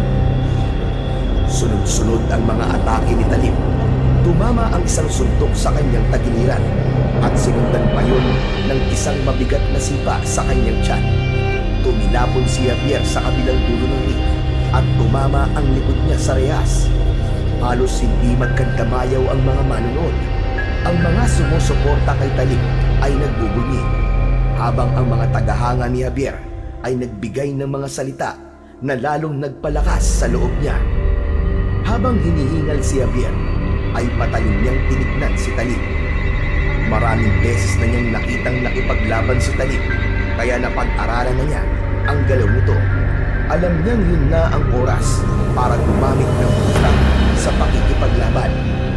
Nang sumugod muli si Talib, iniwasan ni Javier ang suntok nito sa huling segundo, dahilan upang tumama ang kamao ni Talib sa bakal na rehas. Ginamit ni Javier ang pagkakataon upang gumanti. Tumama ang sigo ni Javier sa tagiliran ni Talib na sinundan niya agad ng isang mabilis na sipa sa tuhod nito. Napaatras si Talib. Nagsimulang bumawi si Javier. Lahat ng atake ni Talib ay naiiwasan niya. At dahil alam ni Javier na walang ibang nasa isip si Talib, kundi ang matamaan siya ng atake nito, ay alam niya na bumaba na rin ang depensa nito. Nang si Javier na ang umatake, ay tumama ang kamao niya sa panga ni Talib. Pinadyakan niya ito sa tiyan at sinuntok niya ito sa mukha. Muling napaatras si Talib. Ngunit hindi nagtagal, bumawi si Talib. Nang akala ni Javier ay kontrolado niya ang laban, biglang lumusot ang kamao ni Talib at tumama sa mukha niya. Tumilapon siya at bago pa siya makatayo, isang mabigat na sipa ang tumama sa kanyang tagiliran. Muli siyang bumagsak sa saing, natubuan at hingal na hingal. Pero alam ni Javier na hindi siya maaaring sumuko at kailangan niyang maipanalo ang laban na yon. Dahan-dahan siyang tumayo na puno ng determinasyon na manalo. Nang sumugod si Talib, umiwas si Javier sa huling segundo at sinunggaban niya ito sa tiyan gamit ang kanyang matutulis na kuko. Tumagos ang kanyang mga kuko sa balat ni Talib, dahilan upang mapasigaw sa labis na sakit si Talib. Ginamit ni Javier ang pagkakataon na yon at paulit-ulit niyang sinaksak si Talib sa tiyan at tagiliran. Ang kanyang mga kuko ay parang mga espada na sumasaksak sa laman ng kampiyon. Pilit pa rin lumaban si Talib, pero dahil sa natamo nitong pinsala ay naging mabagal na ito. Sa huli, napaluhod si Talim at patihaya itong bumagsak sa sahig. Tumayo si Javier sa tabi ni Talim at hindi siya makapaniwala na nagawa niyang mapabagsak ang kampyon na kanyang tinitingala. Habang nakahandusay si Talim sa sahig ng battle ring, ay umalingaw-ngaw ang sigawan ng mga manonood. Sabay-sabay na isinigaw ng mga yon na patayin na ni Javier si Talim. Ano pang hinihintay mo? Patayin mo na ako. Kung bubuhayin mo ako, habang buhay lang ako mabubuhay sa kahihiyan dahil sa aking pagkatalo sa isang baguhan. Patayin mo na ako, Supremo! Napatingin si Javier sa paligid. Ngunit sa halip na sundin ang nais ng mga manonood, ay huminga ng malalim si Javier at tumingin ng diretso sa mga mata ni Talim. Hindi. Ano sinabi mo? Hindi kita papatayin, Talim. Kahit natalo kita, hindi nito kayang burahin ang lahat ng pinatunayan mo. Napakarami mong beses na ipinakita ang husay at galing mo. Ikaw ang kampyon ng ring na ito. At kahit na ano pang mangyari, mananatili yun sa isip ng mga manonood. Kung papatayin kita, paano mo muling mapapatunayan ang sarili mo? Hindi nakapagsalita si Talim sa sinabi ni Javier. Bilang hindi na kayang lumaban ni Talim, ay idinideklara ko na si Supremo ang nagwagi sa laban. Ngayon, opisyal kong idinideklara ang bagong kampyon. Walang iba kundi si Supremo! Umabog ang sigawan ng mga manonood. Ang pangalan ni Supremo ay muling umalingaw mula sa bibig ng bawat manonood na sinabayan ng palakpakan at hiyawan. Maluwa-luwa si Javier dahil hindi niya maipaliwanag ang kasiyahan sa puso niya. Ang init ng papuri mula sa mga manonood ay parang yakap na nagbigay sa kanya ng lakas sa kabila ng pinsala na natamo niya. Sa harap ng lahat, tinanggap niya ang kanyang tagumpay. Hindi lang bilang si Supremo, kundi bilang isang mandirigmang nagawang makamit ang rurok ng kanyang pangarap. Nang sumunod na umaga, dumating si Mr. Torres sa kwarto ni Javier. May malaking ngiti sa mga labi nito. Inabot nito kay Javier ang isang tseke na may nakasulat na napakalaking halaga ng pera. Javier, iho! Binabati kita sa pagiging bagong kampyon. Wala akong ibang nararamdaman ngayon kundi pagmamalaki. Labis na nasiyahan ng mga manonood sa laban na ipinakita nyo ni Talim. Maraming salamat po, Mr. Torres. Kung hindi po dahil sa inyo, kung hindi po kayo nagtiwala sa akin, ay hindi ito mangyayari. Wala ako ngayon rito kung hindi niyo po ako binigyan ng pagkakataon. Nagkakamali ka, Javier. Ikaw ang gumawa ng sarili mong tadhana. At ako'y maliit na parte lang nun. Mula pa nung una kitang makita, alam kong may apoy ka sa loob mo. Ngayon, nakikita ng lahat kung sino ka talaga. Napakalaki ng pinagbago mo. Mula sa isang batang takot, ngayon, isa ka ng hari ng battle ring. Ipinagmamalaki kita, Javier. Napangiti si Javier. Ramdam niya ang sinseridad sa boses ni Mr. Torres. Tumango siya at muling nagpasalamat. Tumango si Mr. Torres at pagkatapos ay lumabas na ito ng silid na yon. Naiwan naman si Javier na binalikan ang lahat ng nangyari. Ngunit sa isip niya, may isang bagay na siyang kailangan gawin at yun ay ang magiganti sa kamatayan ng kanyang mga magulang. Matapos yun, ay nagdesisyon si Javier na puntahan si Talim sa silid nito kung saan ito nagpapagaling. Pagdating niya sa silid, ay marahan niyang binuksan ang pinto. Sa loob, nakita niya si Talim na nakahiga sa isang kama. Napatingin si Talim kay Javier at bahagyang umiti. Anong ginagawa mo rito, Supremo? napatay ng diriwang ka dahil ikaw lang bagong kampiyon. Gusto lang kitang kumustahin. At gusto ko rin magpasalamat sa'yo. Magpasalamat? Para saan? Ako ang dapat magpasalamat sa iyo dahil hindi mo ako pinatay. Tama ka. Hindi porket natalo ko sa kauna-unahang beses ay kailangan ko na rin mamatay. Huminga ng malalim si Javier bago sumagot. Ang totoo kasi, ikaw ang naging inspirasyon ko kung bakit ninais kong maging mandirigma sa Battle Ring. Gusto kong maging kagaya mo. At noon pa man, ay tinitingala na kita. Alin, hindi ko makakalimutan ang panahon pinanood kita sa ring at kung paano ka lumaban ng walang takot. Kung ano man ang narating ko ngayon, bahagi ka ng talim. Salamat sa sinabi mo, Javier. Alam kong darating ang araw na ito. Ang araw na may lalabas na mas malakas sa akin. At ikaw yun. Bahagyang napangiti si Javier sa sinabi ni Talim. Ano mang narating ko ngayon, mananatili ka pa rin bilang alamat ng Battle Ring. Talim, para sabihin ko sa'yo, walang makakamura ng nagawa mo. Marami ka pang haharaping laban, Supremo. Hindi lang sa ring.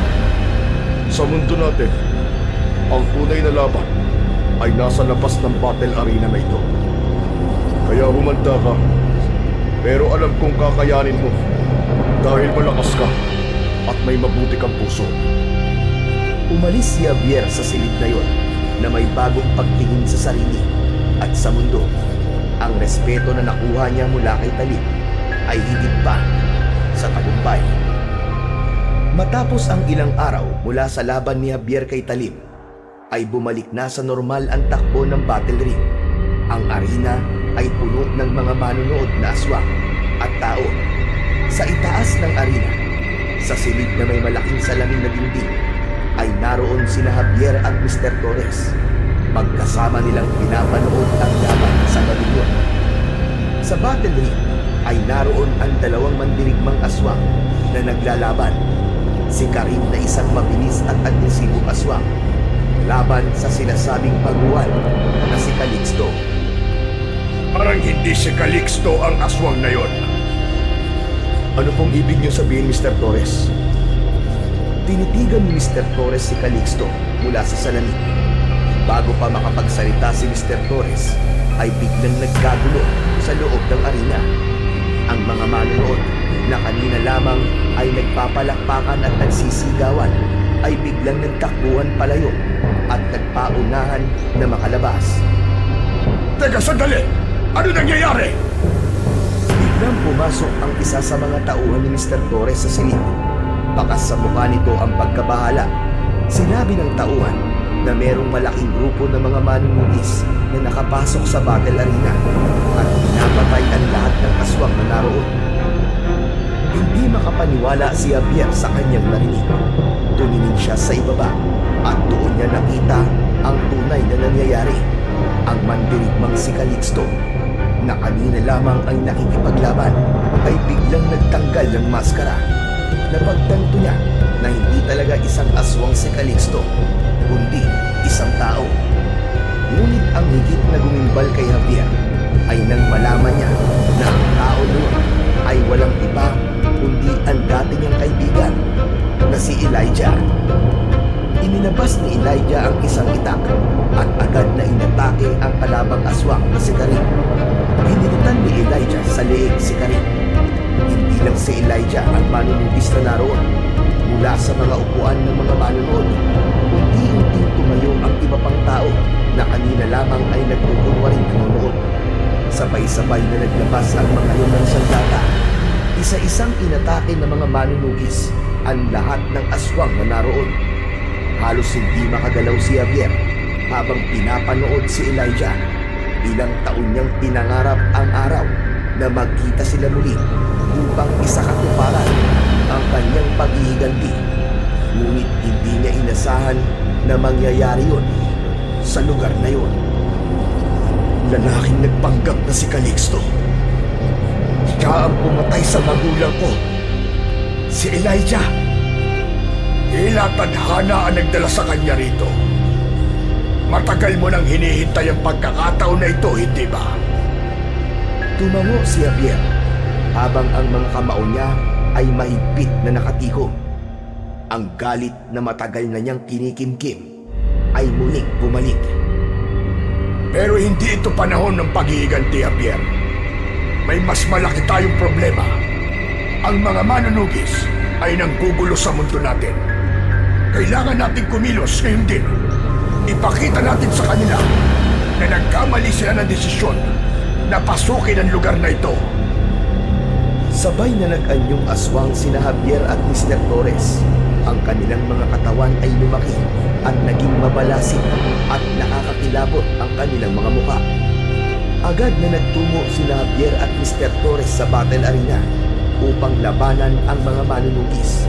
Nakita nila roon si Talim na sa kabila ng mga sugat nito na hindi pa magaling ay mas pinili pa rin ang lumaban.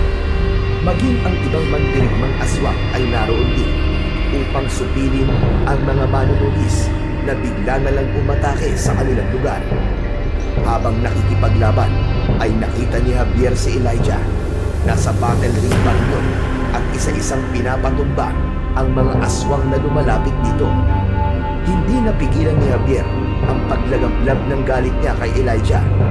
Wala siyang ideya kung paano natutunan ni Elijah ang lugar na yun. Pero hindi na importanteng malaman pa niya ang sagot dahil ang tanging nasa isip niya ng mga sandaling yun ay ang paghihiganti. Pero bago harapin ni Javier si Elijah, ay inuna muna niya ang pagtulong kina Mr. Torres na ubusin ang mga manunugis na nasa labas ng battle ring. Kahit marami ang mga yon, ay walang naging laban sa kanila ang mga manunugis. Hanggang sa tuluyan ng naubos ang mga manunugis, ang tanging si Elijah na lamang ang natira. Sa pagkakataon ngayon, ay naglakad na si Javier papunta sa loob ng battle ring. Ngunit bago siya makaakyat doon, ay sinalubong siya ni Mr. Torres at Talim.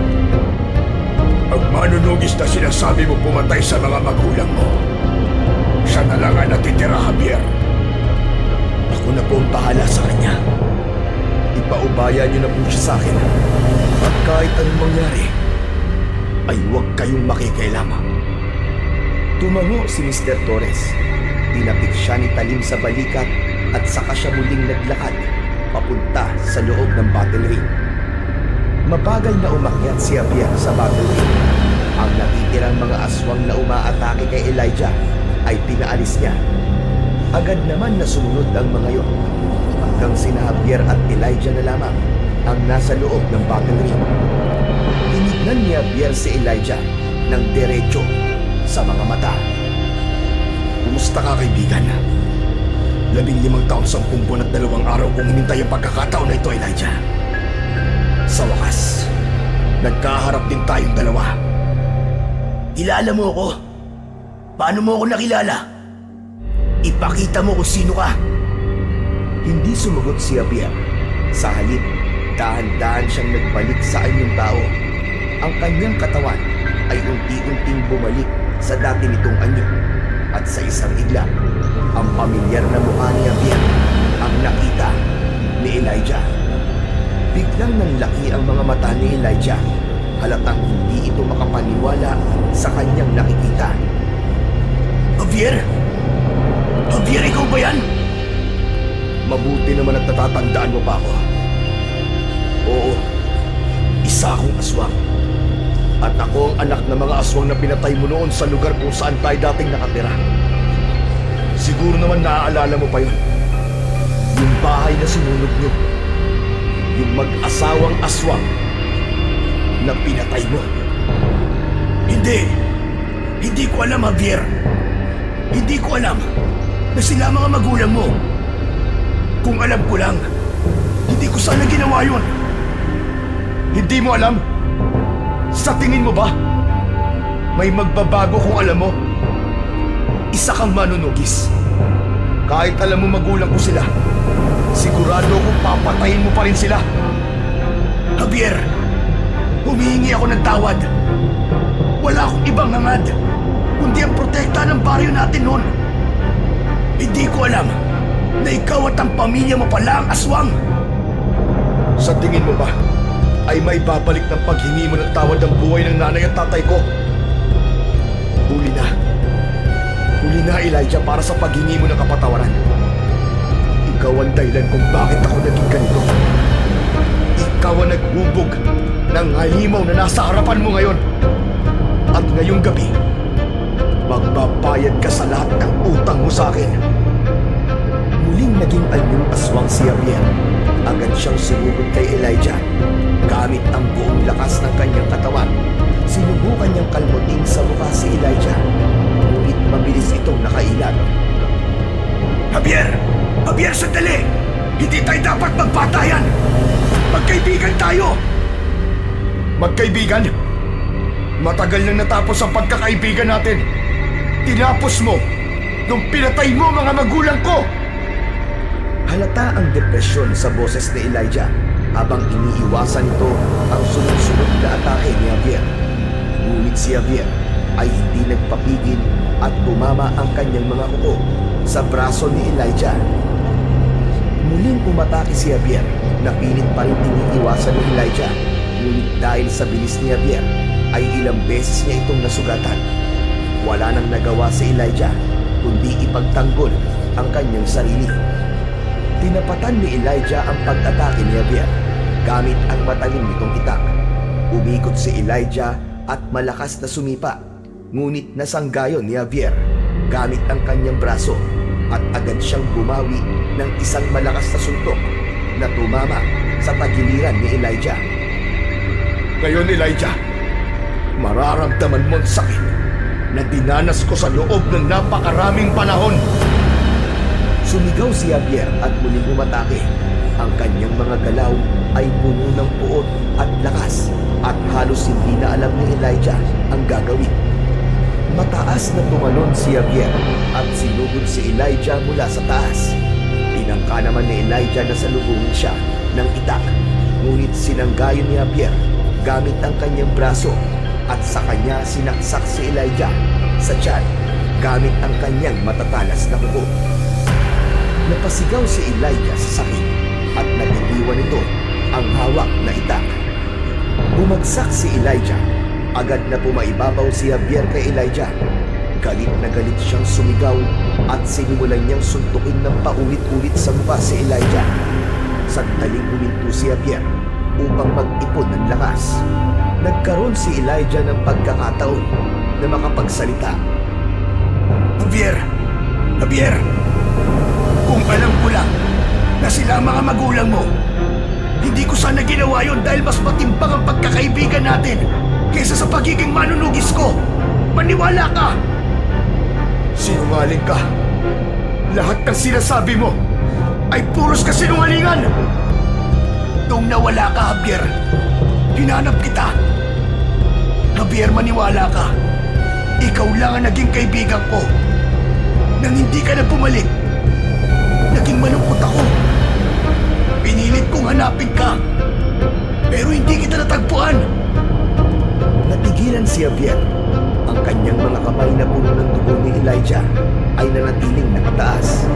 Hindi niya alam kung ano ang kanyang iisipin o mararamdaman sa mga sinabing yun ni Elijah.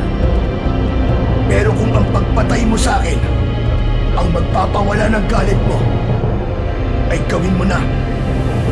Patayin mo na ako, Javier. Sumigaw si Javier ng napakalakas. Itinaas niya ang kanyang mga kuko na handang tumarak sa liig ni Elijah. Ngunit bago pa niya maituloy ang kanyang plano, biglang bumalik sa isipan niya ang mga alaala nila ni Elijah, ang mga araw ng kanilang pagkakaibigan, ang kanilang pagtawa, at ang ilang beses na ipinagtanggol siya nito. Ang kanyang mga kuko ay nabitin sa ere. Napapitig siya sa dugo ang mukha ni Elijah at unti-unting bumagsak ang kanyang mga kamay. Ang kanyang galit ay napalitan ng lungkot at pagkalito. Unti-unti siyang bumalik sa pagiging tao at umalis siya sa ibabaw ni Elijah. Umupo si Javier sa tabi ni Elijah habang hawak ang kanyang ulo.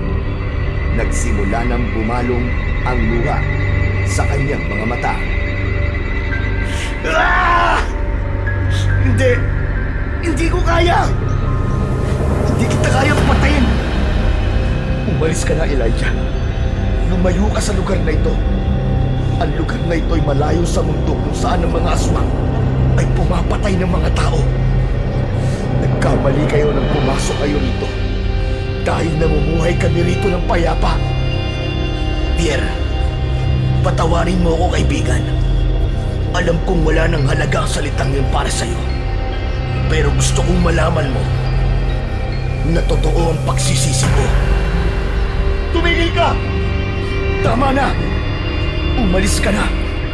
Bago pa magbago ang isip ko! Nahihirapang tumayo si Elijah.